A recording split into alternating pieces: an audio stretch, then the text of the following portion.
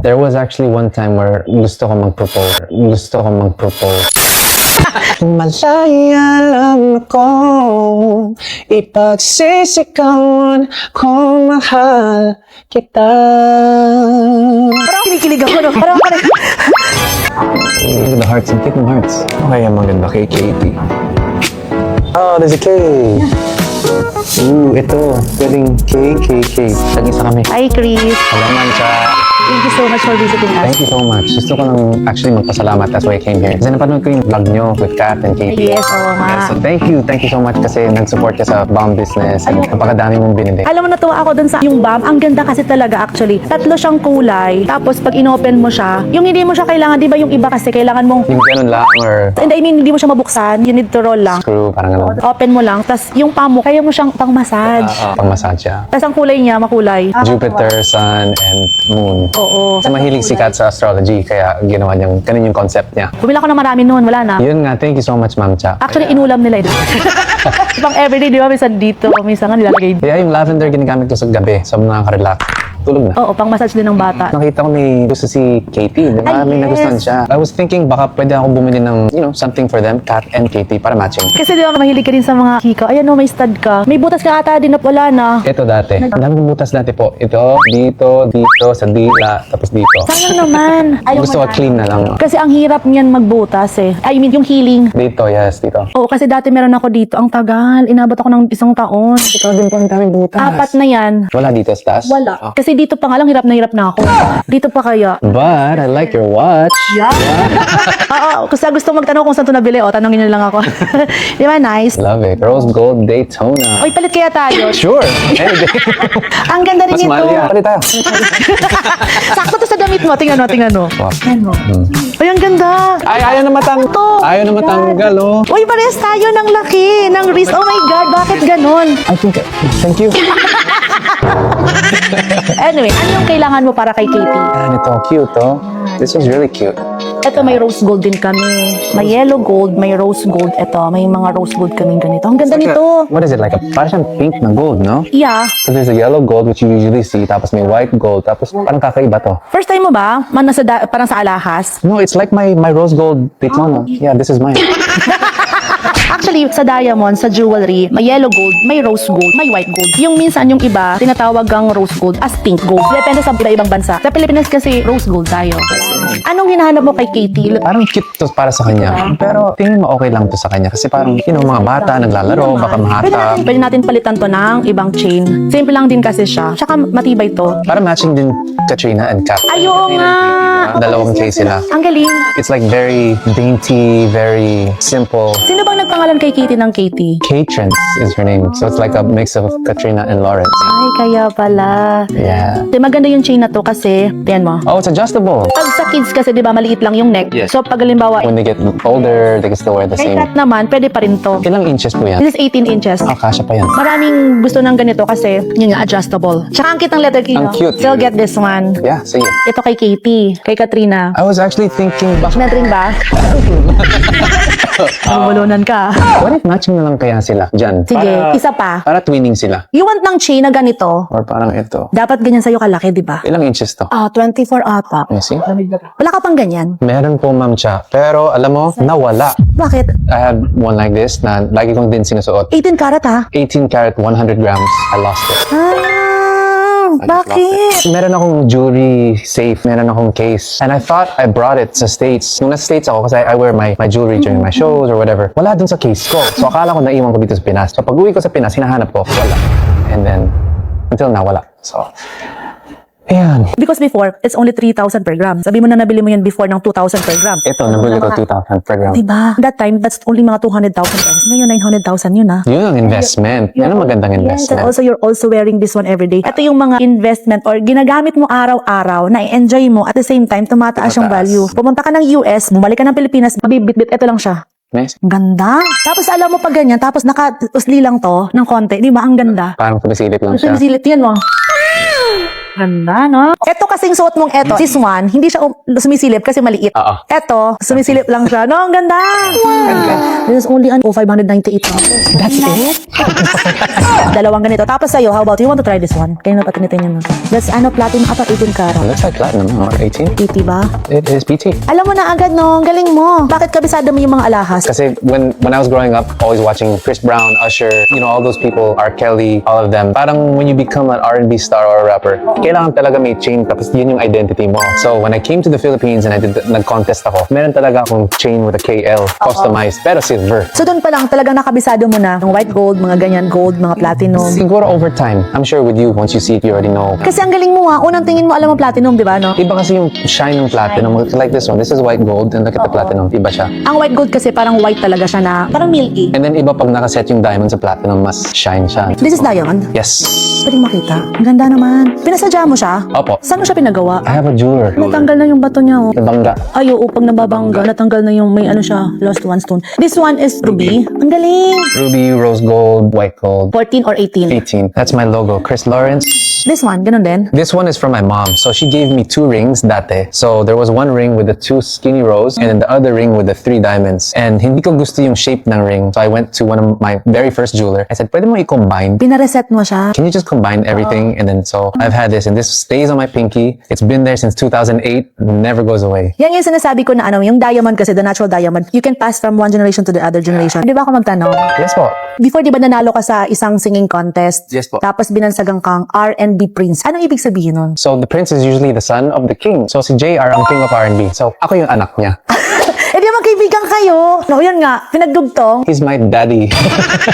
Anong history nyo ni JR? We're from US. We went same high school po kami. Nag-boy band kami. And then nalaman namin na magkapit-bahay din pala kami. Feels like we've just been brothers forever. Sa US pa before, talagang 14 years old hanggang ngayon. Tapos siyang nag-encourage sa'yo to Siya yung nagdala sa akin po dito sa Pinas. galing ka sa isang mayamang pamilya. Totoo ba? Me, no. Yun yung iniisip ng maraming tao dahil siguro naging English, laking States, pero so, hindi talaga. We grew up very, very poor. As in, sa US? We were struggling really hard. How many kayo, mga siblings? Dalawa po kami, me and my sister. So, hindi porket lumaki ako sa States, mayaman. We grew up very, very humble. Yung tipong yung ulam namin is always Spam and cup noodles. And then, you also worked sa US before? My first job was a salesman at The Gap, salesman sa Foot Locker, and then I was a barista at Starbucks. I was a personal trainer at 24 Hour Fitness, and then nagbebenta ako ng kutsilyo, kitchen knives, pangluto, door to door. So, kumakatok ako sa mga doors ng mga tao. Ang madalas nangyari sa akin is, pagbukas nila, I say, "Hi, my name's Chris. I just wanted to talk to you for a minute." Bang! Slam the door. So, at a young age, nakilala ko ang rejection. Nung pumunta ka sa Pilipinas, parang sisiw na sa'yo yung mga bagay-bagay. Ako lang yung pumunta dito. My dad bought me my ticket to come here to try my luck, and $700 lang yung laman ng bulsa ko. 35,000 pesos nung time na yun. Paano mo siya napagkasya? Sobrang grateful ako kay JR kasi parang talagang tinuring niya ako ng little brother niya. I was staying at his house, siya yung nagbayad lahat ng food, and I was staying at his place. May studio pa siya, so I was able to do my work. Yun, when we got to the contest, syempre pabukas ng pera ko. And then, yun, sinugal ko talaga. I got into the contest na natanggap ako to top 50, and then I made the top 40, then I made it to the top 30, and final 12, then I made it to the top 5. Top 3, I made the finals, and then after that, nanalo ako ng grand champion of Search for the Star in a Million, and yung 35,000 pesos ko naging 1 million pesos, house and lot, and a 2-year recording contract with Star Records. Doon ko nilabas yung pangmalaya lang ko. Yung totoong sagot, hindi mo ba masyado pang na-appreciate yung Pilipinas noon because nasa US ka talaga, di ba? Nung nasa States ako, gusto ko talaga States. Even yung singing career ko, gusto ko doon ako sumikat sa States. Pero hindi nangyayari. So, of course, mas okay na touch base with your roots. When you came to the Philippines, you just learn to love the Philippines. Dito ba, pag kailangan mo ng kaibigan, ora-orada may kaibigan ka? Yes, isang tawag lang. Meron sisipot sa'yo. Example. Eh, ang ginagawa mo? Wala. Ano? Jamming tayo. Sige. Bilis lang ora-orada. Marami kasi ditong kaladkarin. Alam mo yun? Ano po yan? Patay. You ask them. Guys, what's kaladkarin? Oh, mga madam, basta may bigyan akong regalo. Yung mag-comment sa baba ng English ng Kaladkarin. Karin. There's so many people na watching you, Katie and Katrina. May chance bang magkabalikan kayo ni Katrina? Kung ano man nangyayari ngayon, I like what's happening. So, mas gusto namin no pressure, go with the flow. Kung ano man naging flow ngayon, gusto ko yung flow. Kung saan papunta yung flow. Nakikita kasi kayong tatlo. Yung tao kasi, you're just very happy. Yung light lang kayo tingnan. Tapos yun napaka-totoo. Pag tinitin mo yung video, parang walang script. Actually, totoo, wala talagang script. Si Lara and si Cathy. Open cam lang sila. So, whatever you guys see, yun talaga yung nangyayari. Kung nagugulat kayo, nagugulat din kami. Napaka-civil lang. Tapos si Katie, she wants to see you lang na nakita ko yun sa pintuan. Gusto niyang pumasok lang kayo ng pintuan. Yung dikit-dikit. Dikit-dikit challenge. Siya bang naglan nun? Katie, ano yung dikit-dikit? Dikit kayo dun sa pinto. Tapos dahan-dahan bubukas yung pinto. Tapos may old, lumang song nagtutugtog. Mga 50s or 60s. Wala. Yun lang. Tuwang-tuwa na siya dun.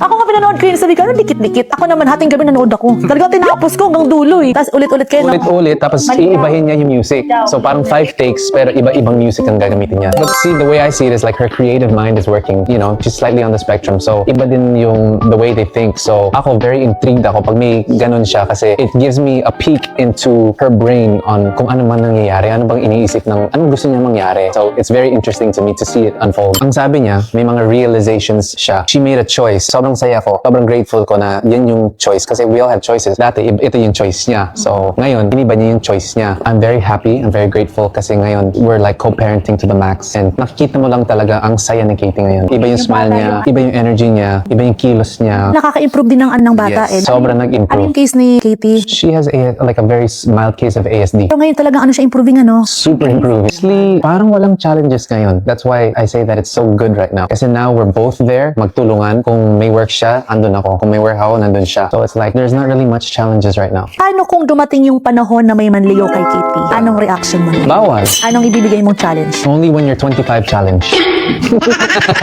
So yun, dapat si Katie 25. 25. Yun yung usapan nyo. Ano sabi niya? Okay, Papa. Ba't kayo naghiwalay pa? It wasn't the right time anymore. And siguro we both had to grow as individuals. How young are you that time? 31. So bakit hindi kayo nagplano na parang let's get married because may baby na? Some things you just feel. There was actually one time where gusto ko mag-propose. Before pa, Before she was pregnant. I already had the rings too, the engagement and the wedding band. Sa akin na. But you just feel the moment to propose and it would never came. so talagang you see Kat before now just to be my wife. But it's a good thing na hindi natuloy kasi, you know, everything happens for a reason. And especially now that medyo mahirap sagutin yung tanong mo kanina. Right now, we've been broken up for 12 years in an astrology cycle. That's a full cycle, right? 12 years. So now she's a new person. I'm a different person too. So now our new persons are getting to know each other's new persons again.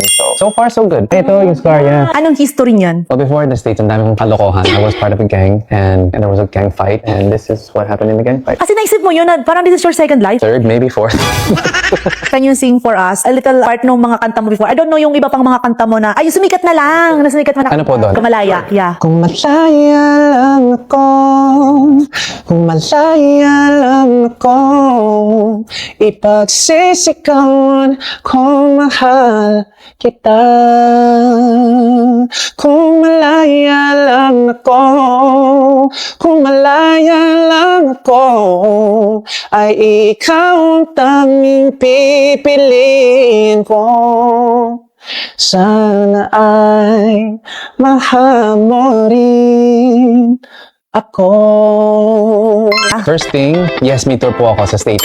June 21, Aruba. June 27, San Leandro. July 3, San Francisco. July 9, Lloydminster. July 10, Fresno. July 11, Sacramento. And then July 31 in Victoria, BC. Dami. So, abangan nyo. Abangan nyo. When I get to your city, sana magkita-kita po tayo. You can go to my Facebook page or any of my socials. Follow me at I'm Chris Lawrence and lahat ng info nandun. Lagi ko pinapost. So, I'll see you guys. Lalo na yung mga KKK fans, I'll see you there. Fun. And then your new song. I went through like a 5-year hiatus of hindi nag-release ng kanta. Ngayon, sobrang tug yung mga release. This is my 3rd release in 5 months. So this one, it's called Unlove You. It's about that one ex that no matter how many people you date, you can never unlove that one. So, abangan nyo yun ha. So, alam nyo na parang kung para kanino yun.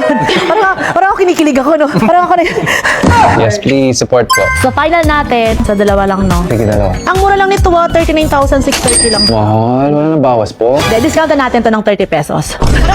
Dami po. Mamaya the total nito. Total nito nasa ano to, 1,000 pesos lang. Dami din. Thank you so much.